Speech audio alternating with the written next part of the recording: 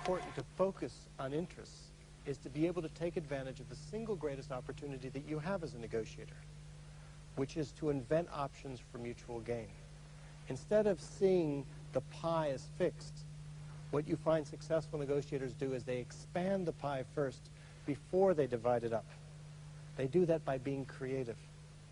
Imagine that in any negotiation that you're involved in, there's a pile of gold on the table in front of you. That gold represents the joint gain that both sides can have if only they can agree on one thing. How do we divide it up? How do we divide up the gold?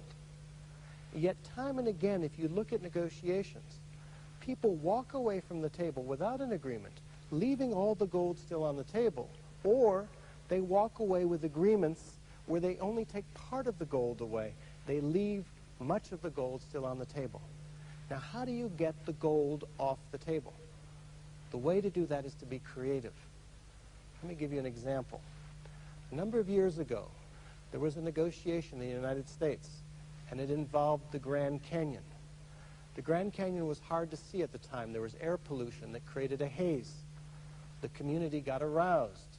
The government got involved. They passed a regulation saying that the plant, there was a coal-fired plant 100 miles away, that it needed to essentially meet a certain air quality standard every month that was going to be measured every month. To do that, the company had to buy 2 scrubbing machines, each one costing millions. The company was very unhappy.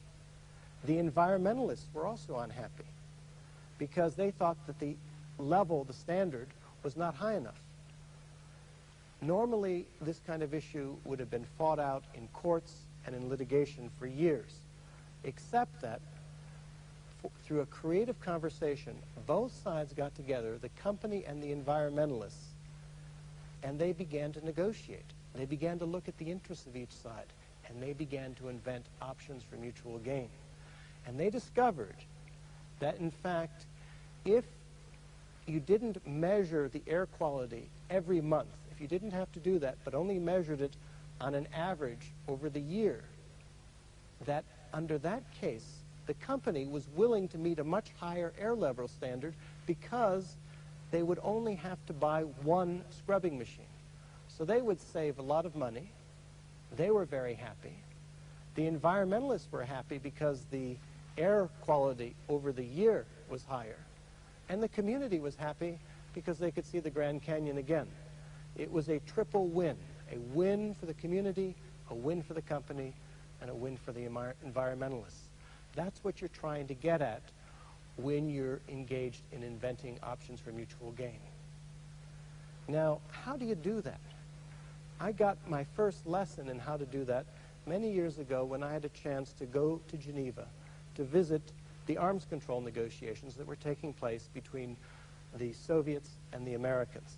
And I sat down with them and, I said, how do you reach agreements here? Because they had a very centralized, rigid form of negotiation. Each side essentially just read their position papers at each other. And that was the way in which they negotiated. And I asked them, how do you break impasses? How do you break deadlocks? And they said, well, in the old days, the way that we got to agreements was we had an informal institution that we called the Wizards. And the Wizards were 2 Americans and 2 Russians who had 4 characteristics. They were bilingual in English and Russian. They were technically knowledgeable about the subject, arms control. They were lower level than the ambassador. They couldn't make any decisions. And hence, as they joked, they were disposable. And whenever there was a problem in the negotiations, these 4 would get together at some restaurant in Geneva or on the ferry boat in the lake, and they would brainstorm. They would think about, well, how are we going to count the warheads this way? How are we going to do it that way? And they came up with a lot of options, each side knowing full well that neither side had the ability to commit because both sides were under the level of the ambassador. And the joke about being disposable was that if one side went too far, you could always ship them back to Moscow or Washington and say it was all a mistake.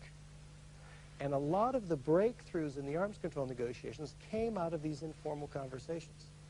So that's the challenge that we all face in a negotiation, is we need to become wizards. We need to find ways to separate the process of deciding, which is what the ambassadors did, from the process of inventing, which is what the wizards were doing, so that everyone can feel free to invent many options. You need to invent as many options as you can.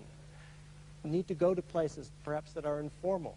Every negotiation needs those informal venues, whether it's at a restaurant or over a drink or in the corridor or at a retreat setting in the countryside, where people can get together and start to think, what are some wild ideas? What are some creative ways of arriving at a mutually satisfactory agreement?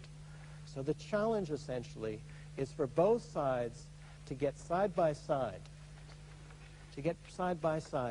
face the problem, and see if you can get all that gold off the table.